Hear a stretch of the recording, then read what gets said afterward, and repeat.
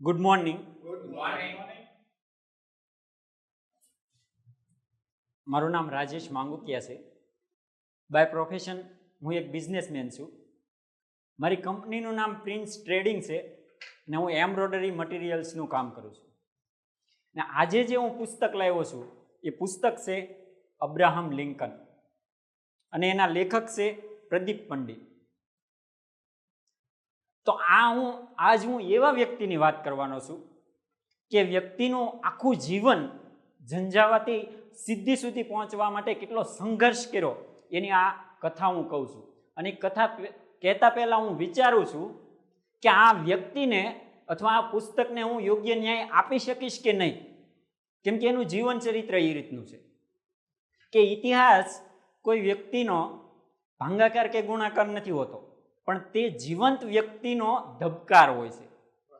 કે કોઈ વ્યક્તિ, આખું રાષ્ટ્ર દરેક નાગરિક ઉપર બાજ નજર રાખીને જોતું હોય છે કે એવા વ્યક્તિ કે જેણે આખા રાષ્ટ્રની દિશા બદલી નાખી હોય, એવા વ્યક્તિઓ જેણે પોતાની મહત્વાકાંક્ષાને ન જોઈ અને ઠાવકાઈના સાઈડે બેસી ન રહી અને એનાથી આગળ કંઈક કર્યું હોય, તો એવા વ્યક્તિને આ ઇતિહાસ ક્યારેય ભૂલતો નથી અને એનું નામ ઇતિહાસમાં અમર અક્ષરોએ લખાઈ જાય છે. એમાંનો એક વ્યક્તિ એટલે અબ્રાહમ લિંકન. તો અબ્રાહમ લિંકનનું માતાનું નામ નેન્સી હેક હતું અને એના પિતાનું નામ થોમસ લિંકન હતું. તો નેન્સી હેક હતા એ દાડિયા મજૂર હતા, એટલે દાડી કરે ને એવા મજૂરી કામ કરતા. અને થોમસ લિંકન જે હતા એના પિતા, એ કોઈ રોડનું કામ કરે, કોઈ રસ્તાનું કામ કરે, અથવા તો કેદીઓનું ધ્યાન રાખવાનું એવું નાનું મોટું કામ કરતા. તો આવું કામ કરવામાં એને એવું લાગ્યું કે શહેરમાં જઈ અને પૈસા કમાય તો એ શહેરમાં આવે છે. તો શહેરની અંદર એને લાકડા કાપવાનું કામ શરૂ કરે છે. લાકડા કાપે ને એવો કોન્ટ્રાક્ટ રહી તો એની અંદર થોડા ઘણા પૈસા કમાય છે, એટલે એ ગામડે થોડીક જમીન ખરીદે. થોડીક જમીન ખરીદ્યા બાદ એક લાકડાનું મકાન બનાવે અને 1808ની અંદર અબ્રાહમ લિંકનનો જન્મ થાય છે. અબ્રાહમ લિંકન નાનપણથી પિતાની સાથે જમીનમાં કામ કરાવે અને ખેતી કામ કરાવે અને બહેનની સાથે ભણવા જાય. તો થોડો ટાઈમ ખુશીનો વિતાવ્યા બાદ એની માતા નેન્સી હેક્સ એનું અવસાન થઈ જાય છે.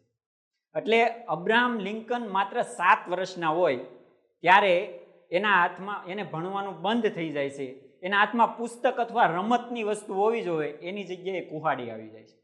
એ વ્યક્તિ લાકડા કાપે છે અને પિતાને ખેતરમાં મદદ કરાવે છે.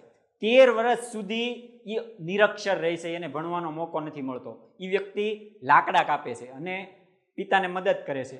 તો 13 વર્ષ બાદ થોમસ લિંકનને એવું લાગે છે કે એકલા જિંદગી કાપી શકાશે નહીં, એટલે એ શું કરે કે બીજા લગ્ન કરી લે.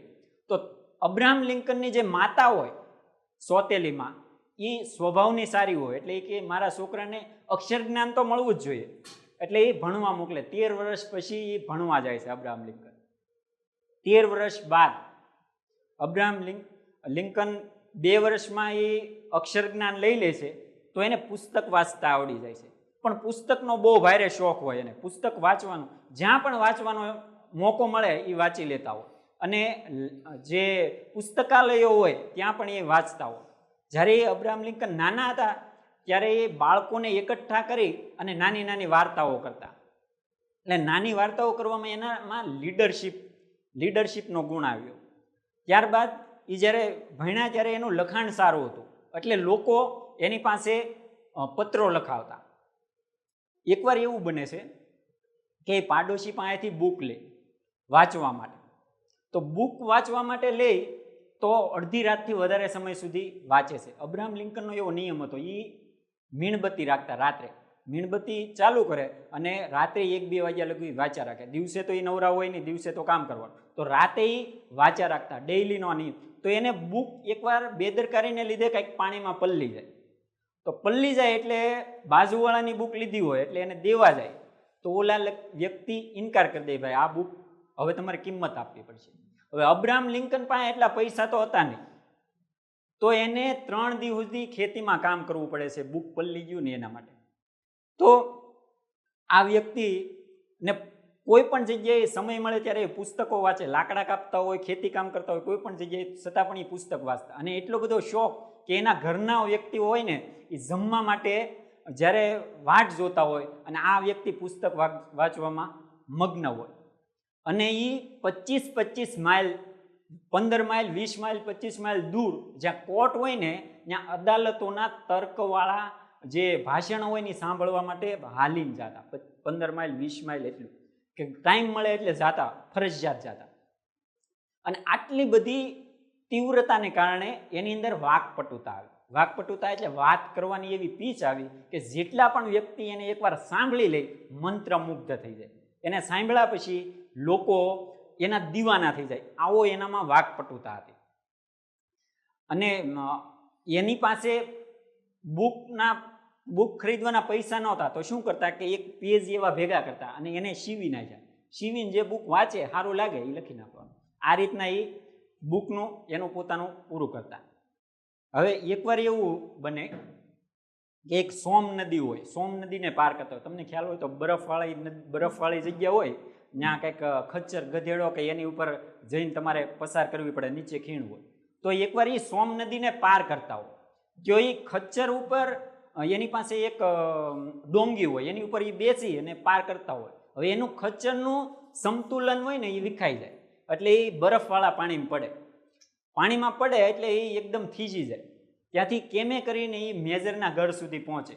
તો મેજરના ઘરે પહોંચે તો એનો પગ અકળાઈ ગયા હોય અને 1 મહિના સુધી એ ચાલી શકે નહીં.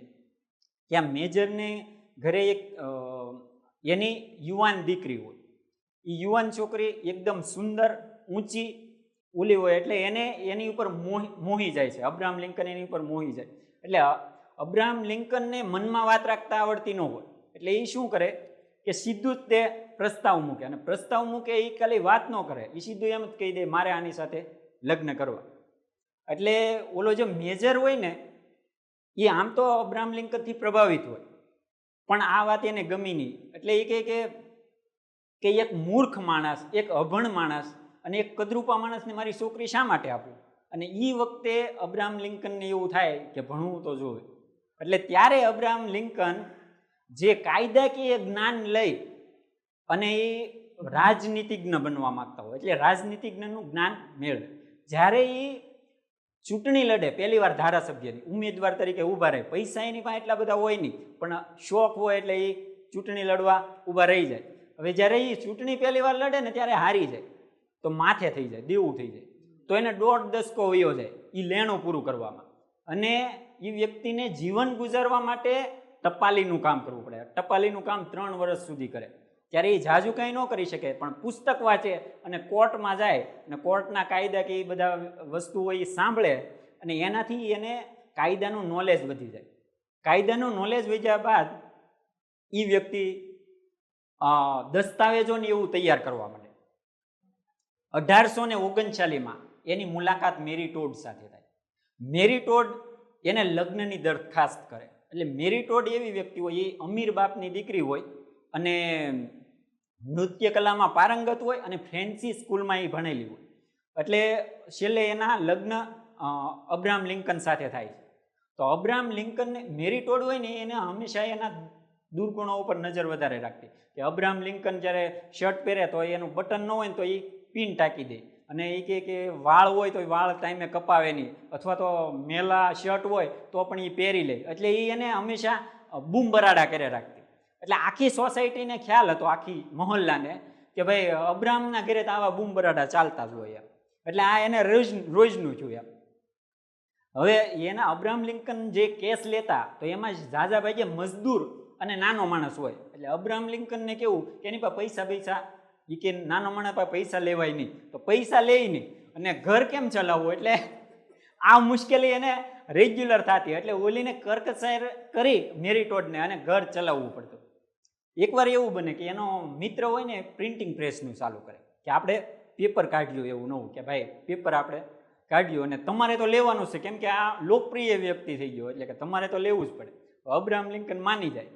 બને એવું કે પેપરવાળો પેપરનો ઘા કરે ઘરે ને મેરી ટોડ ઘરે હોય અને મેરી ટોડ કકળાય. એ કે એક તો એટલો કચરો ભેગો કર્યો છે ઘરમાં ને એમાં પાછું ઉપર જતા આ કચરો વધારે કે એટલે એનું લગ્ન જીવન પણ બરોબર હતું નહીં એવી રીતના, અને એના જીવનમાં નિષ્ફળતા પણ એટલી આવી, પણ સતત પણ એ સફળતાની શિખર સુધી પહોંચ્યા. એના નિષ્ફળતાની હું એક તમને વાત કહી દઉં, એ કેટલી વાર નિષ્ફળ ગયા ને એનું તમને એક વાત લિસ્ટ કહું કે 21 વર્ષની ઉંમરે એ ધંધામાં નિષ્ફળ ગયા, 22 વર્ષની ઉંમરે ધારાસભ્યમાં હાર મળી, 24 વર્ષની ઉંમરે ધંધામાં પચડાટ ખાધી, 26 વર્ષની ઉંમરે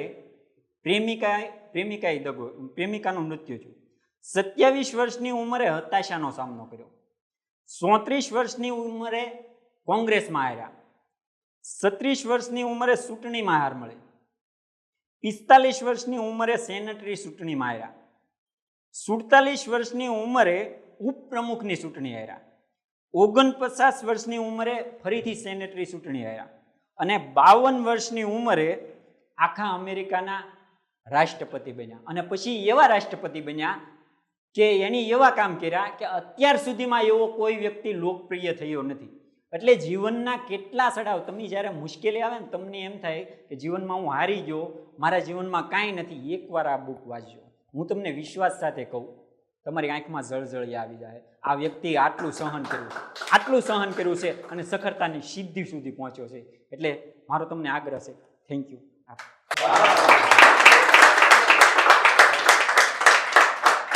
Thank you.